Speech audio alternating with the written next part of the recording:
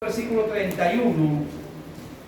Hoy día vamos a estar hablando de un tema que es muy enriquecedor, un tema doctrinal, teológicamente, que tiene que ver con nuestra unión con Cristo. Nuestra unión con Cristo. Pero vamos a tomar primero la lectura de Efesios capítulo 5, versículo 30. Porque somos miembros de su cuerpo, de su carne y de sus huesos. Por esto, dejará el hombre a su padre y a su madre y se unirá a su mujer, y los dos serán una sola carne.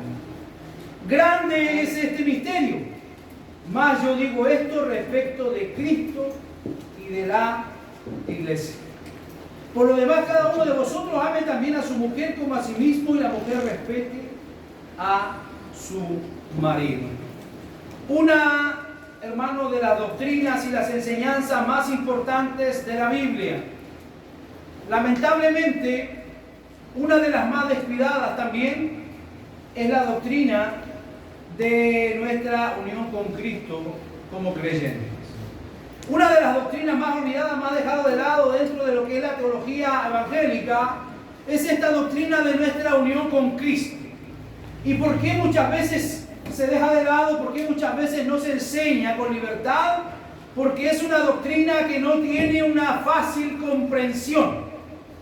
Al igual como lo es la doctrina de la Trinidad, a muchos nos humea la cabeza tratando de entender cómo es que funciona la Trinidad, y al final tenemos que sentarnos y entender que no lo podemos entender.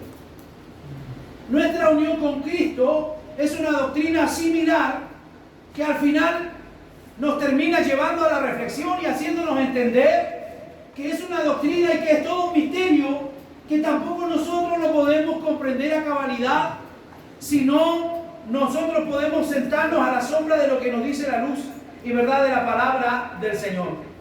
Por ejemplo, John Murray, un teólogo famoso norteamericano del siglo XX, dice que la unión con Cristo es la verdad central de toda la doctrina de la salvación. Arthur Pink declara enfáticamente: el tema de la unión espiritual con Cristo es más importante, el más profundo y el más bendecido de todos los presentados en la Escritura. Y sin embargo, si bien es triste afirmarlo, no hay otro tema que sea hoy tan descuidado. Pero nosotros, para poder abordar, hermano, este tema, de doctrina de tal importancia, es importante aclarar que es señalada como un misterio. Cuando nosotros hablamos de un misterio, estamos hablando de algo que está velado. Cuando hablamos de un misterio, estamos hablando de algo que de alguna manera está velado a cualquier conocimiento o a cualquier vista humana. Si no Dios no lo revela, es imposible que lo entendamos. Eso significa misterio. Hay misterios en la palabra de Dios que nosotros no los podemos resolver, porque a Dios no le ha placido revelarlo, y no vamos a ser responsables por esos misterios que nosotros no logremos entender. Deuteronomio 29 dice que los misterios y que las cosas secretas le pertenecen a Dios, y las que Dios nos ha revelado son las que nosotros vamos a tener que rendir cuenta. Pero esta es una doctrina que nos enriquece. Pablo habla del matrimonio en Efesios y cita las palabras de Génesis. Este texto que leímos de Efesios 5 está apoyado en la palabra de Génesis 2:24. Dejará el hombre a su padre y a su madre y se unirá a su mujer, y los dos serán una sola carne. Así que Pablo en el Nuevo Testamento dice: grande es este misterio, mas yo digo esto respecto de Cristo y de la iglesia.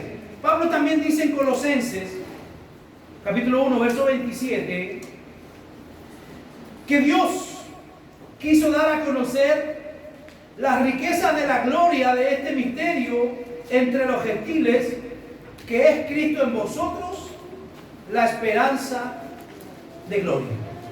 Un misterio es una verdad que no puede ser conocida a menos que Dios la revele. Y Pablo dice que Dios quiso revelarnos este misterio. Por lo tanto, se trata de una doctrina que debe donde lo permita la revelación bíblica y nuestro propio entendimiento. Cuando nosotros vemos la centralidad de esta doctrina y le damos una importancia que debe tener en la predicación del Evangelio, cada uno de nosotros debe hacerse responsable. Y eso es lo que nos enseña el Nuevo Testamento con la doctrina de la unión con Cristo. Veamos qué es lo que nos dice el apóstol Pablo. El apóstol Pablo es uno de los hombres más citados en cuanto a esta doctrina. ¿Por qué? Porque él de alguna manera es el que recibe la revelación para tratar de traerla a la palestra y nosotros podamos hoy día disfrutarla. Pero cuando nosotros leemos el Nuevo Testamento y leemos las cartas paulinas, en el Nuevo Testamento la doctrina de la unión con Cristo, las 13 cartas de Pablo tienen expresiones, y usted lo ha leído muchas veces, como en Cristo, en Él, con Él, en el Señor, en Cristo Jesús. Estas frases cortas y significativas aparecen 164 veces en las cartas del apóstol Pablo y 26 veces aparecen también en los escritos del apóstol Juan. Así que si usted suma, imagínense cuántos textos bíblicos nos hablan. Más de 180 textos bíblicos nos hablan de en Cristo, con Cristo, por Él y en Él. Eso significa que la doctrina de nuestra unión con Cristo tiene una vital importancia dentro de lo que es la enseñanza del Nuevo Testamento. Esta doctrina ocupa un lugar central en el entendimiento de la salvación. No vamos a poder y no vamos a lograr entender la importancia y lo grande de nuestra salvación si no somos capaces de de entender cuán unidos estamos a Cristo. El Nuevo Testamento describe a los creyentes como aquellos que han sido escogidos y predestinados en Cristo. Vamos a Efesios capítulo 1, verso 4 y verso 5.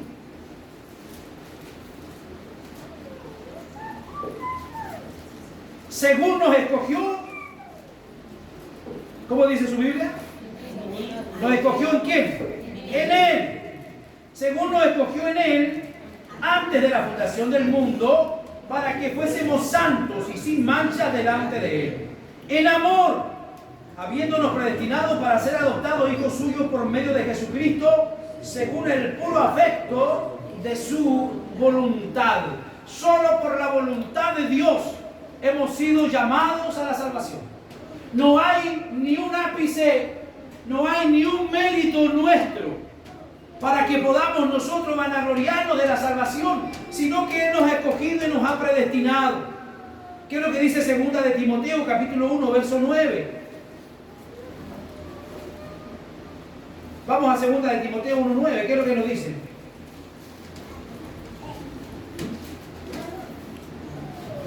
¿Quién nos salvó y llamó con llamamiento santo?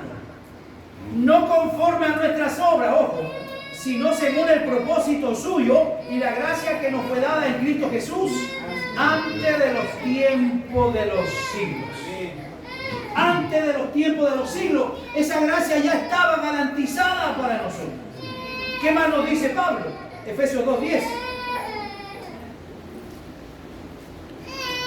Porque somos hechuras suyas, creados en Cristo Jesús. ¿Para qué fuimos creados?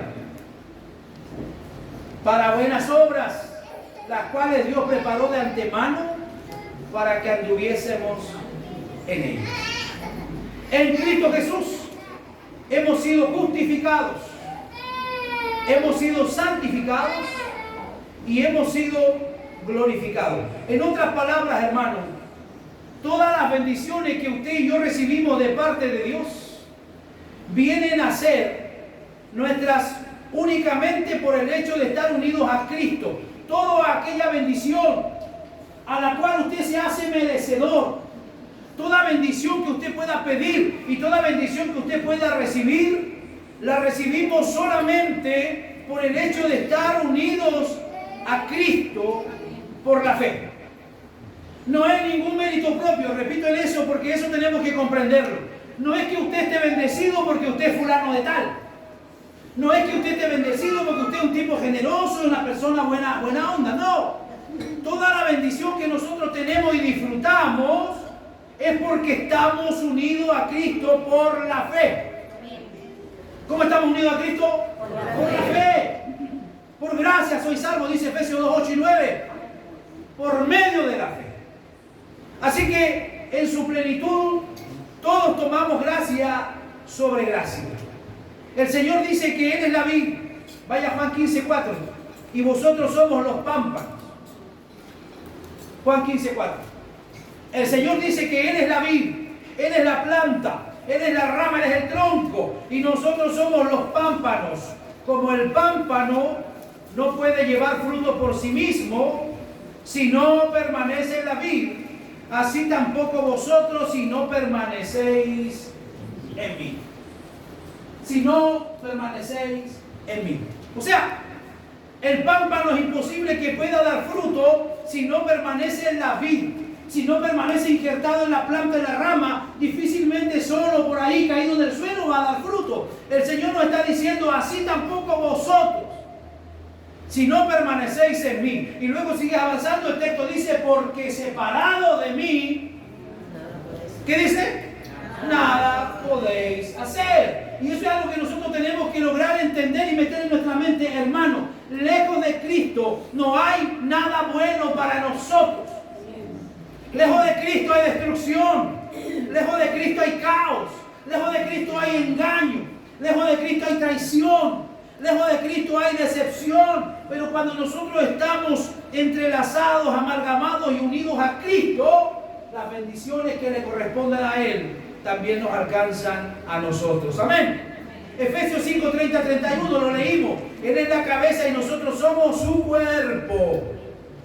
Él es la cabeza y nosotros somos su cuerpo. Nosotros accionamos en la medida en la cual la cabeza nos dirige. Los pies no le pueden dar órdenes a la cabeza. La cabeza es la que dirige todo el cuerpo y hace que el cuerpo funcione de manera concertada. Bueno, Cristo es la cabeza de la iglesia. Nosotros somos su cuerpo. Sacuda que de a tu lado, dile, tú eres el cuerpo de Cristo. Dígase. Tú eres el cuerpo de Cristo, hermano. La iglesia es el cuerpo de Cristo. Nosotros somos las manos con las que Dios ayuda a la gente. Nosotros somos los ojos con los que Dios ve la miseria de la gente. Nosotros somos la boca con la cual Dios le habla a la gente. Es un tremendo privilegio, pero que la iglesia no lo comprende muchas veces. Yo no sé, y a veces me imagino, hermano, cuando estoy estudiando la palabra del Señor, cómo se sentirían de privilegiados los ángeles si les fuera dada la comisión que nosotros tenemos. Uy, ellos lo harían, pero de película. Lo harían excepcionalmente bien. Pero Dios nos ha dado a nosotros esta tremenda responsabilidad de ser embajadores de Cristo, de ser representantes de Cristo. De manera que la salvación no consiste en algo que Dios nos da por causa de Cristo, sino en el hecho de tener a Cristo mismo por medio de la fe. La salvación no es algo que yo solamente lo recibo como que recibo un regalo, como recibo una corbata nueva, como recibo un par de zapatos nuevos, como recibo un reloj nuevo. No, no es así la salvación. La salvación va más allá. La salvación consiste en yo apropiarme de Cristo y hacerlo parte de mi vida en todas las áreas, involucrarlo a Él. En mi área emocional, en mi área sentimental, en mis finanzas, en mis relaciones interpersonales. Cristo siempre tiene que estar presente. Por causa de Cristo, sino el hecho de tener a Cristo mismo por medio de la fe, como Pablo nos explica, 1 Corintios 1, 30 y 31. Más por Él, es decir, Dios el Padre, está en vosotros en Cristo Jesús, el cual nos ha sido hecho por Dios sabiduría, justificación, santificación y redención, para que, como está escrito, el que se gloría, gloríese en el Señor. ¡Wow! O sea, ¿qué es lo que está diciendo Pablo aquí? El Señor nos ha sido el motivo de nuestra santificación y nuestra justificación. Así que si algo tenemos que gloriarnos es en Cristo. Donde nosotros estamos hoy día se lo debemos a Cristo. Lo que tú y yo somos y tenemos y vamos a llegar a lograr en la vida, se lo vamos a deber siempre a Cristo. Porque Él es el que hace en nosotros y el que produce, así el querer como el hacer. Pablo dice algo similar en Colosenses capítulo 3, versículo 1, versículo 4. Si pues habéis resucitado con Cristo. ¿Cuántos aquí han resucitado con Cristo? Levante su mano los que han resucitado con Cristo. ¿Y cuándo hemos resucitado con Cristo? ¿En qué momento, pastor, yo resucité con Cristo? Cuando usted fue al bautismo. Cuando usted fue al bautismo, fue sumergido en las aguas y al igual como Cristo se levantó resucitado, usted se levantó en una nueva persona. ¿O sigue siendo el mismo? No. Si no fue en vano eso.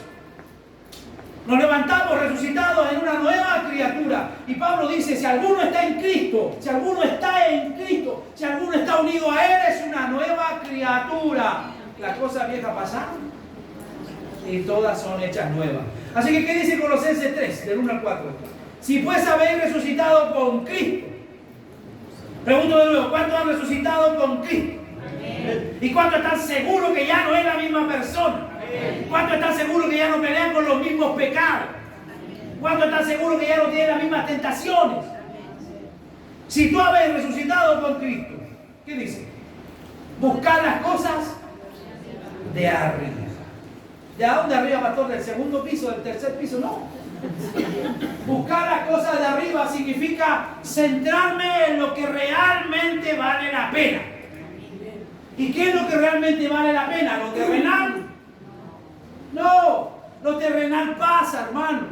Lo terrenal se va devaluando. Nosotros hoy día adquirimos algo y mañana tiene menor valor que cuando nosotros lo adquirimos. Todo lo terrenal funciona de esa manera. Por eso el apóstol nos da un consejo: buscar las cosas de arriba. O sea, preocuparnos, invertir tiempo, invertir dinero, invertir energía en lo que realmente vale la pena, lo celestial. ¿Cuántos dicen amén? Amén. Lo celestial, buscar las cosas de arriba donde está Cristo sentado a la diestra de Dios. ¿Qué más sigue diciendo Pablo? Poner la mira en las cosas de arriba. ¿Cuántos lo están haciendo? Si alguno no lo está haciendo, empieza a hacerlo desde hoy. Poner la mira en las cosas de arriba. ¿Por qué? Porque si nosotros miramos al lado, vamos a caer. Si yo me pongo a mirar el detalle de mi hermano, me voy a desplomar junto con él. Si yo me pongo a mirar al lado el detalle de mi hermana, yo me voy a bajonear y me voy a desplomar junto con ella. Por eso Pablo es tan sabio, dice poner la mira en las cosas de arriba. Porque si tú y yo ponemos la mirada en Cristo, Él no nos va a defraudar. Amén. Los hombres, hermanos, fallamos, los hombres defraudamos, los hombres tenemos pies de barro, al igual como todos ustedes. Todos somos hechos de la misma materia, no hay ninguno que sea diferente a otro. Así que el Señor nos dice poner la mira en las cosas de arriba, no en las de la tierra. No en las cosas de la tierra. A veces tenemos cristianos que están enraizados, hermanos, en esta tierra. Que están enraizados en esta tierra. Yo les he hablado a ustedes alguna vez la palabra griega que es kataikunda, que significa estar enraizado, o sea, tener raíces en la tierra. Hay gente que tiene raíces en el mundo y que no logra despegarse de la mundanalidad. Tiene toda la intención de ser fiel al Señor. Tiene toda la intención de cambiar y ser mejor cristiano, pero su mundanalidad está enraizada y no le permite. Bueno, la palabra nos dice esta hora, poner tu mira ahí arriba, no en las cosas de la tierra. Mira que está a tu lado, serio, deja la mundanalidad. No pongas tu mira en las cosas de la tierra. ¿Por qué? Porque habéis muerto. ¿Qué ha pasado con nosotros? Habéis muerto. Y usted dirá, pastor, ¿de qué está hablando si yo estoy vivo? Habéis muerto. Tiene que ver con la crucifixión. Los siguientes textos están hablando allí de la crucifixión. Si alguno de nosotros está crucificado con Cristo, ha muerto para el mundo. Eso es lo que Pablo está diciendo. Yo estoy justamente crucificado con Cristo, dice Pablo. ¿Qué es lo que está diciendo él? Está diciendo que ahora su interés ya no es el mundo, sino que es Cristo. Pero nosotros ya tenemos iglesias grandemente mundanalizadas y no están poniendo su mirada en Cristo. Porque habéis muerto y vuestra vida está escondida. ¿Cómo dice? Vuestra vida está escondida con. Ahí aparece esa palabrita con, que tiene un tremendo océano, hermano, y que nos lleva a entender que cada uno de nosotros está amalgamado, unido a Cristo. Vuestra vida está escondida con Cristo en Dios. Cuando Cristo en vuestra vida se manifieste, entonces vosotros también seréis manifestados con Él en gloria. Ahí está hablando del día de la glorificación. Cuando Él se manifieste, nuestros cuerpos serán transformados en un cuerpo incorruptible de gloria y seremos superiores a los ángeles. Ahora, por ahora, somos un poquito inferior, dice el Salmo 8. Le has hecho un poco menor que los ángeles. Pero cuando Cristo se glorifique, nosotros seremos transformados y seremos superiores a los ángeles. Es por causa de nuestra unión con Cristo que ahora tenemos vida. ¿Cuántos dicen amén? Amén. Porque sin Cristo, ¿cómo estábamos? Dice la Efesios. Sin Cristo estábamos. Toca que está a tu lado. ¿Está vivo? Plantéalo. ¿Está vivo o no está vivo? ¿Tiene pulsaciones? Apocalipsis dice: tienes nombre de que vives, pero estás. ¿Cree usted que haya gente así en la iglesia? Que tienen nombre de vivos, pero están muertos espiritualmente delante del Señor. Es por causa de nuestra unión con Cristo que ahora tenemos vida. ¿Cuánto dan gracias al Señor por la vida que tiene? Amén. Y es por causa de esa misma unión que vamos a compartir su gloria cuando Él se manifieste. Ahora sabemos que este es un lenguaje que no resulta familiar para la mayoría de las personas. ¿Cómo es eso de que los creyentes están en Cristo y de que todo lo suyo viene a ser nuestro por causa de nuestra unión con Él? Avancemos. ¿Cuál es el significado de nuestra unión con Cristo? Este es un concepto que nunca vamos a poder entender completamente, al menos no de este lado de la eternidad. Sin embargo, la Biblia usa diversas ilustraciones que nos ayudarán a entender esta doctrina hasta cierto nivel. Una de ellas es la del matrimonio, como vemos en el concepto y el conocido pasaje de Efesios. Efesios 5, 28 al 32, donde lo leímos recién. Así también los maridos deben amar a sus mujeres, como a sus mismos cuerpos. El que ama a su mujer a sí mismo se ama, porque nadie aborreció jamás a su propia carne, sino que la sustenta y la cuida. ¿Cuál es la labor del marido? ¿Qué dice la Biblia? Apéguese a lo que dice la Biblia, no está inventando. ¿Qué dice la Biblia? ¿Qué es lo que dice? Léalo.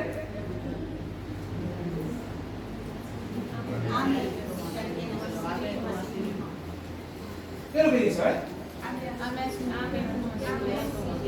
El que ama a su mujer a sí mismo se ama, porque nadie aborreció jamás a su propia carne, sino que la sustenta y la cuida. O sea, debe sustentarla, que no le falte nada, y cuidarla. Como también Cristo a la iglesia. ¿Cuántos creen que Cristo sustenta a su iglesia? Amén. ¿Está seguro usted que Cristo sustenta a su iglesia? Amén. Él nos sustenta, Él nos sostiene. ¿Y qué más hace Cristo? Y la cuida. Porque somos miembros de su cuerpo, de su carne y de su hueso. Por esto dejará el hombre a su padre y a su madre, y se unirá a su mujer, y los dos serán una sola carne. Grande es este misterio. Pablo lo reconoce. Mas yo digo esto respecto de Cristo y la iglesia. ¿Qué es lo que sucede cuando un hombre y una mujer unen su vida a través del vínculo matrimonial? ¿Cuántos de los que están aquí en esta mañana aseguran conmigo que el matrimonio es importante? Amén. Déjenme ver su mano arriba. ¿Cuántos aseguran que el matrimonio es importante? Es importante, porque es instituido por Dios. Es la única institución que Dios ha establecido, el matrimonio. Por tanto, dice: dejará el hombre a su padre y a su madre, y se unirá a su mujer. La Escritura nos enseña que vienen a ser una sola carne, hasta el punto de que en algunas culturas la mujer toma el apellido de su esposo. Hay culturas donde la mujer, al casarse y contraer matrimonio, toma el apellido de su esposo. O sea, en este caso sería Chenda de Morales. Si viviéramos en otro país, otra cultura. Está en la unidad, está en la unión que debe lograrse, que comienza por ese pequeño detalle. Eso no significa que dejan de ser dos individuos distintos, pero dos vidas quedan unidas de tal manera, la una con la otra, tan pronto se afirma el acta matrimonial.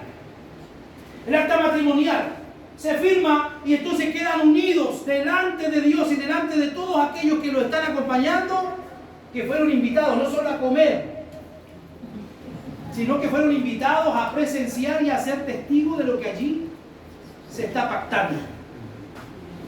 Ahora, dígame usted si no es todo un misterio, cómo es que dos personas tan diferentes, de costumbres diferentes, de crianza diferente, de apellido diferente, de niveles escolares diferentes, deciden unirse y ellos de ahora en adelante llevan una vida unida juntos, en dificultades, en problemas, en victoria, en ganada, en derrota, en todo eso en la vida.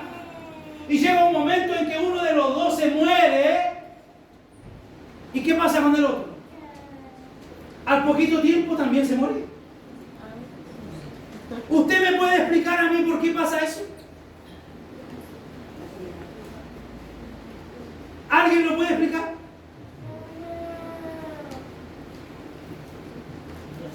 ¿Alguien lo puede explicar? Yo he estado sentado horas en mi escritorio leyendo y tratando de entender esto y ¿sabe a qué conclusión he llegado? Que no es entendible lo que allí pasa. Usted me dirá, se lo lleva a la soledad, dejaron de darle los remedios, duerme solito, nadie se preocupa de él. No.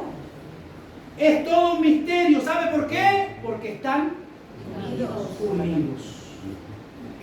Porque están unidos. Y por eso Pablo no tiene otro ejemplo más claro para que la iglesia entienda su unión con Cristo que la del matrimonio.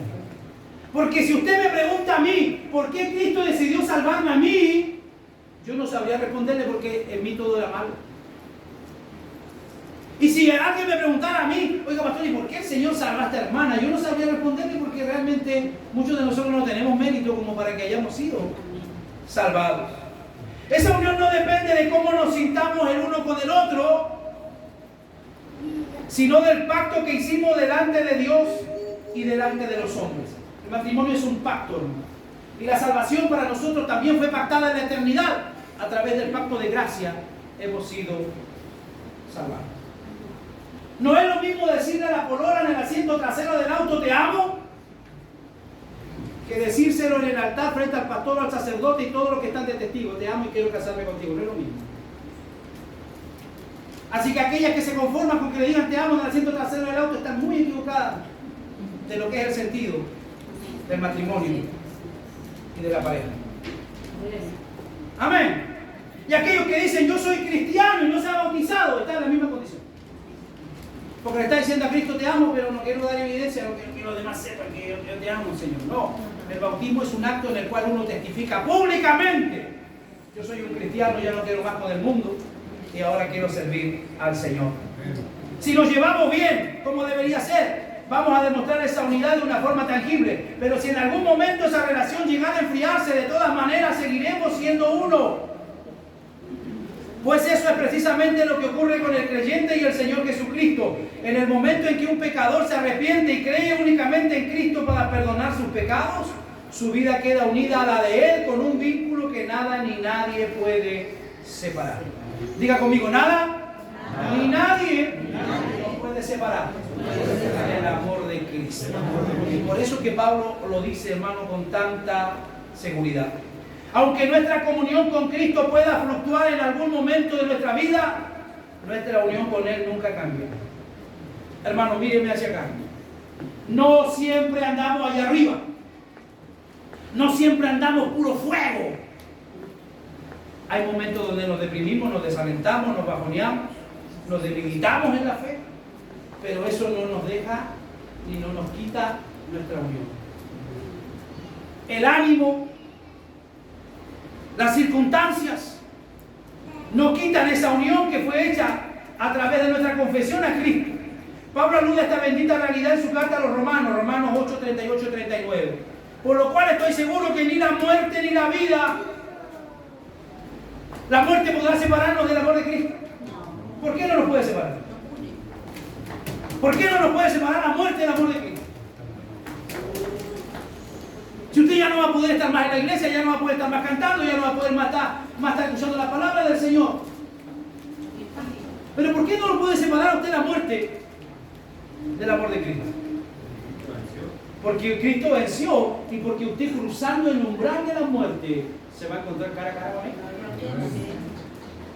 Eso tiene que darle a usted seguridad. Eso tiene que darle a usted confianza. Saber que al cruzar, porque si usted le preguntas a la gente, mire, yo he tenido la oportunidad de aconsejar, de predicar, de enseñar en muchos lugares a mucha gente. Pero cuando tú hablas de muerte, la gente como que me pasa como los gatos, así como que se inclina. Porque la gente, ¿a qué le tiene miedo cuando hablamos de muerte? No le tiene miedo que la doler acá, la doler allá. No es ese el miedo que la gente le tiene a la muerte. Lo que la gente le tiene miedo es al umbral de la muerte. ¿Qué pasa después de muerte? ¿Con qué me voy a encontrar? Eso es el temor, por eso que la gente no se quiere morir. Pero nosotros sabemos, los cristianos, hermanos, que tenemos a alguien esperándolo más allá de la muerte. ¿A cuánto le están esperando allá? Levanta su mano, ¿cuánto están esperando allá? Eso es real. De que nos están esperando, nos están esperando. Algunos para llevarnos al cielo y a otros para llevarse al infierno.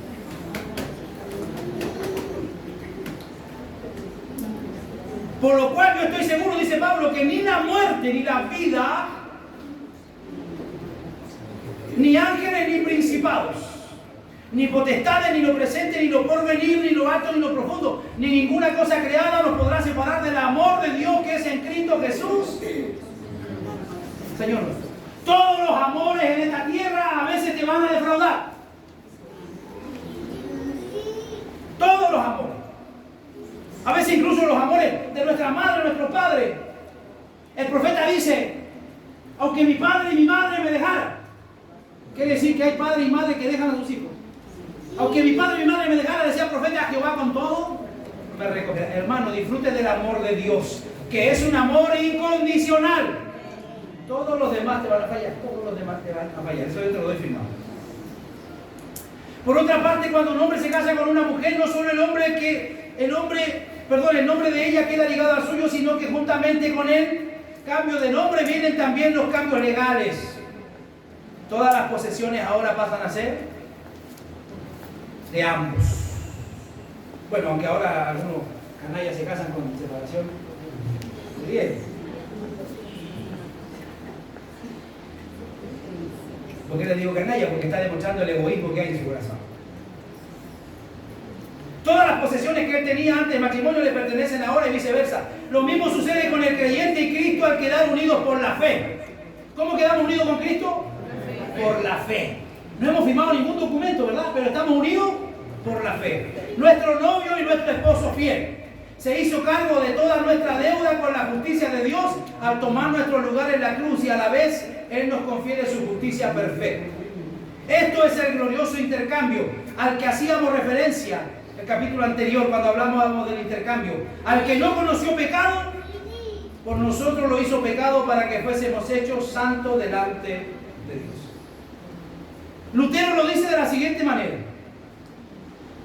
La fe une el alma a Cristo como la novia se une al novio. Por lo tanto, se sigue que todo lo que tienen es común. Todo lo que tienen ahora es común. Mis penas no son solo mías, también son de Cristo. Cuando alguno de ustedes agrede a su hermano, no lo está agrediendo solo a él, está agrediendo a Cristo. Cuando la gente habla mal de la iglesia, no lo hace solo sobre la iglesia, sino que está hablando mal de Cristo. Así, todo lo que tienen es común, sea bueno o sea malo. Así el creyente puede jactarse y gloriarse en todo lo que Cristo posee, como si fuera suyo propio. Y todo lo que el creyente tiene, Cristo lo reclama como suyo. Veamos cómo funciona esto y cómo nos beneficia. Cristo es lleno de gracia, vida y salvación. ¿Qué es lo que tiene Cristo? Gracia, vida y salvación. El alma humana está llena de pecado, muerte y condenación. Ahora deja que la fe se interponga entre ellos. El pecado, la muerte y la condenación serán entonces de Cristo y la gracia, la vida y la salvación van a ser del creyente. Él se llevó mi pecado, se llevó mi derecho a muerte y se llevó mi condenación en la cruz y me dio la gracia, la vida y la salvación. Por eso, esta ilustración del matrimonio tiene sus limitaciones. Porque no podemos reducir nuestra unión con Cristo a un asunto meramente legal. La naturaleza de esta unión no puede ser abarcada con una sola explicación. Podemos ver y decir, pastor, a ver, ¿cómo es la naturaleza de que estoy unida con Cristo? Juan 14, 23. Esta es una unión sobrenatural. Sobrenatural. ¿Cómo se entiende? ¿Y cómo es posible que gente que está unida a Cristo esté dispuesta a dar su vida por Él? Si nunca le ha visto personalmente, nunca le ha visto, nunca le ha tocado. Hay gente en el mundo en este preciso momento, hay hermanos y hay cristianos que están siendo muertos y perseguidos por el Evangelio.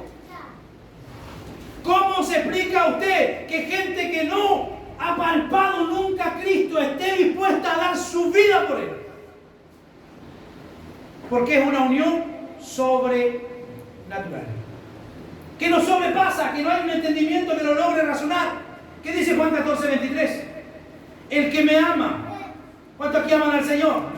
El que me ama, mi palabra guardará, y mi Padre le amará, y vendremos a Él y haremos morada con Él. Esa palabra morada con Él viene de la palabra tabernaculizar, que significaba vivir y morar antiguamente Dios con su pueblo en el desierto.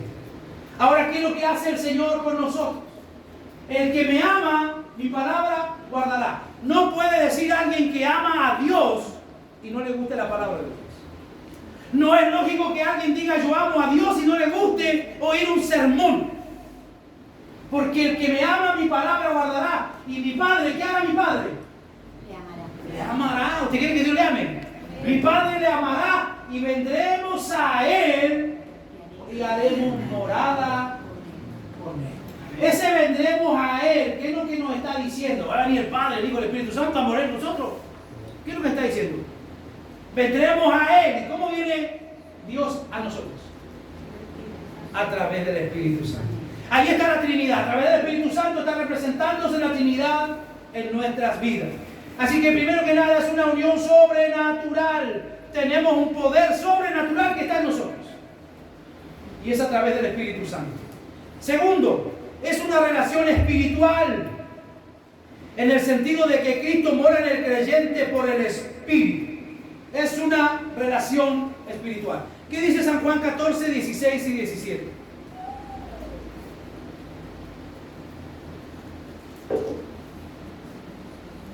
Y yo rogaré al Padre, dice Jesús,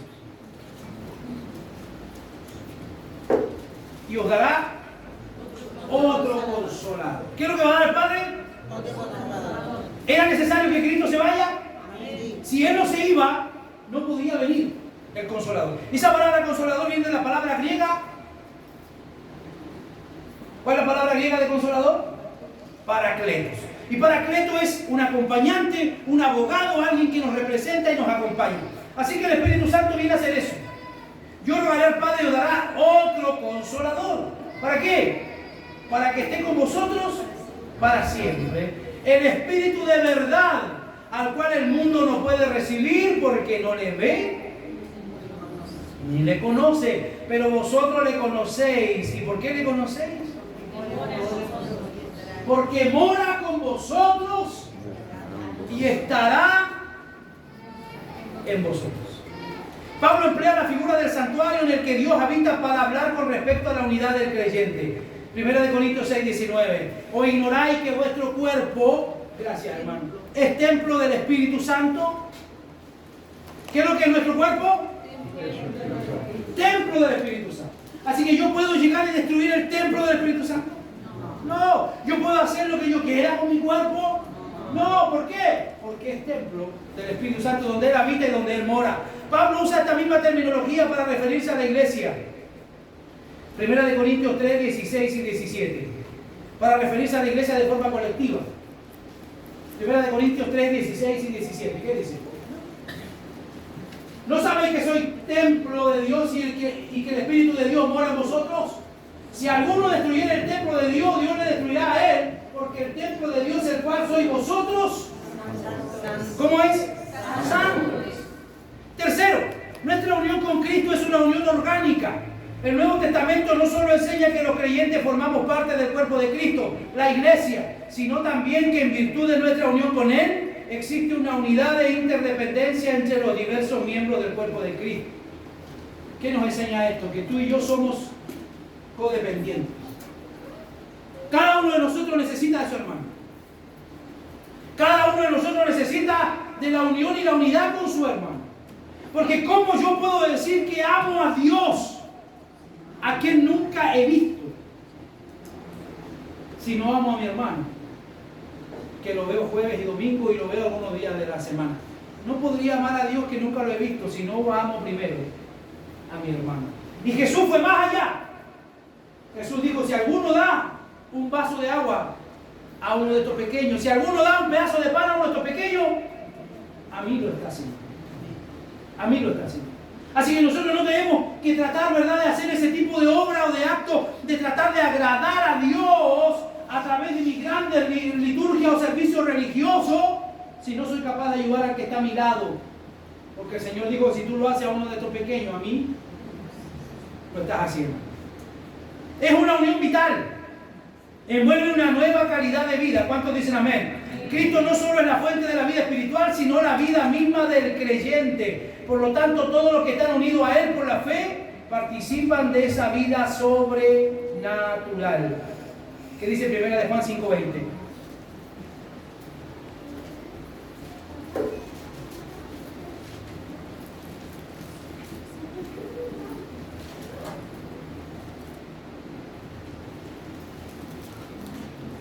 ¿Qué es lo que nos dice?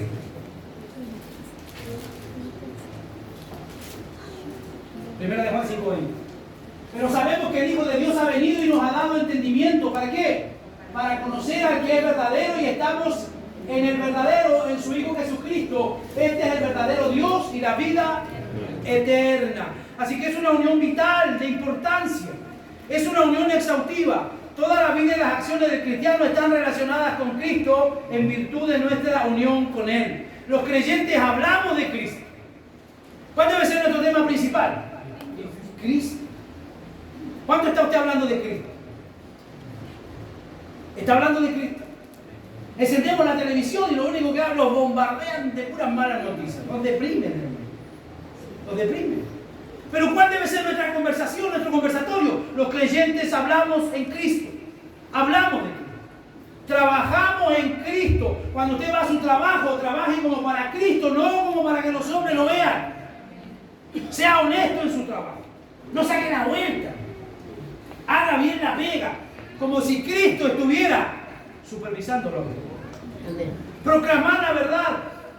Es una unión misteriosa. Trasciende por completo el entendimiento humano.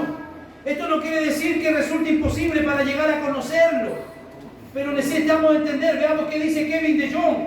Nos provee un buen resumen de lo que hemos visto hasta aquí. Solidaridad. Cristo como el segundo Adán es nuestro representante. La transformación por medio del Espíritu Santo, y Cristo nos cambia de dentro hacia afuera. ¿Cuántos dicen amén?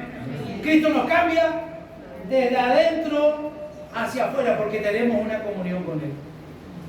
Ahora, ¿cuál es el resultado de nuestra unión con Cristo? Si alguien dice, pastor, yo tengo a Cristo en mi vida, mire, esto tiene que usted evidenciar. Una nueva identidad. No se basta solo con decir, no, si yo soy cristiano, yo tengo a Cristo y lo respeto. Una nueva identidad. Por cuanto estamos unidos a Él, cuando Dios nos ve a nosotros, nos ve en su Hijo y nos trata como tal. Colosenses capítulo 3, verso 3. Si alguien pudiera tener acceso de alguna manera a tus archivos, a tus datos personales, es probable que van a hacer un mal uso de Él.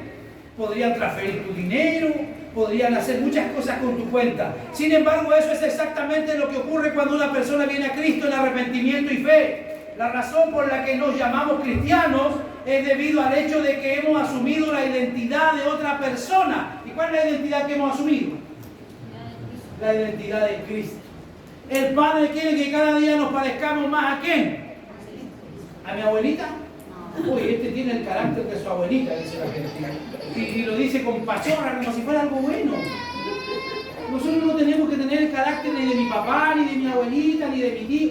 Tenemos que tener el carácter de Cristo. Tenemos que luchar todos los días para parecernos más a ¿quién? A Cristo. ¿Qué es lo que dice el texto que le pedí? Porque habéis muerto y vuestra vida está escondida con Cristo en Dios. Es su vida, no la nuestra, la que cuenta ante Dios. Su Espíritu brilla a través de nosotros y estamos escondidos detrás de su gloria. Esto significa que toda la sabiduría, la santidad y la justicia se nos atribuyen solamente por gracia. Cuando nos hemos arrepentido, tenemos unión con Cristo, nuestro deseo y nuestra capacidad para obedecer a Dios cambia. Antes difícilmente podíamos leer la palabra. Antes difícilmente teníamos intención de obedecer la palabra. Pero la vida que Cristo nos da la capacidad de cambiar los patrones del pasado y luchar contra todo aquello que nos impedía buscar a Dios. Ahora, cuando tú y yo estamos escondidos con Cristo en Dios, estamos unidos con un nuevo destino. Estamos unidos a Cristo resucitado y podemos estar completamente seguros de que cuando Él regrese en gloria, el cuerpo de nuestra humillación será transformado. Filipenses 3:21, ya voy terminando. Para que sea semejante al cuerpo de la gloria suya. Si Él resucitó, nosotros también vamos a resucitar. Así que si le toca y lo llaman, váyase tranquilo. Porque donde quiera que lo pongan a usted, cuando Él regrese, usted va a resucitar. Usted va a resucitar y eso tiene que a nosotros animarnos. Estamos a la espera del día B.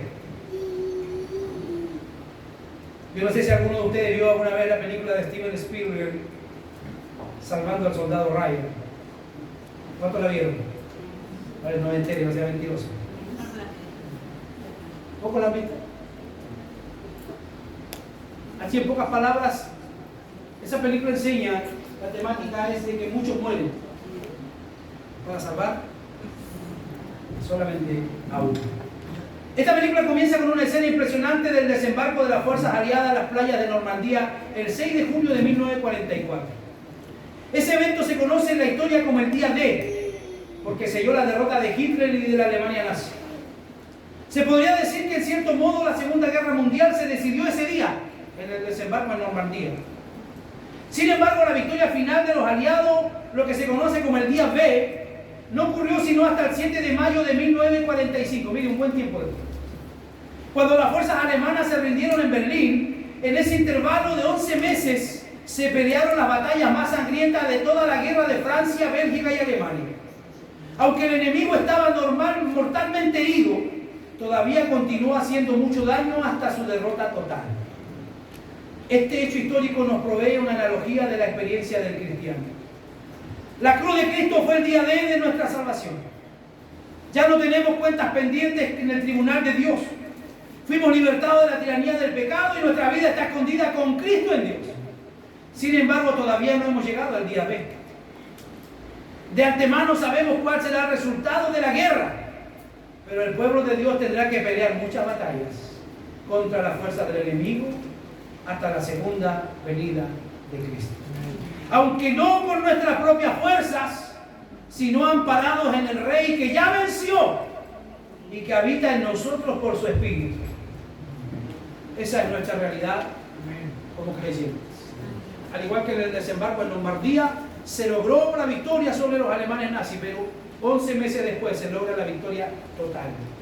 En la cruz Cristo obtuvo la victoria por nuestros pecados, obtuvo la victoria sobre el enemigo, triunfando sobre ellos y al final fue resucitado para evidenciar que el sacrificio había sido perfecto. Pero la iglesia va a tener que todavía pelear algunas batallas. La iglesia todavía va a tener que pelear algunas batallas, aun cuando hay muchas entidades en el mundo que quisieran hacer desaparecer la iglesia. Muchos han levantado voces para hacer desaparecer la iglesia y la iglesia todavía está viva. Muchos han proclamado a la iglesia como un cadáver, pero nunca se ha visto el cadáver, porque la iglesia no es humana. Cristo dijo: yo edificaré mi iglesia y las puertas del infierno no podrán contra ella. Cierre sus ojos, tómele la mano a un pecador que no se le escape y oremos al Señor.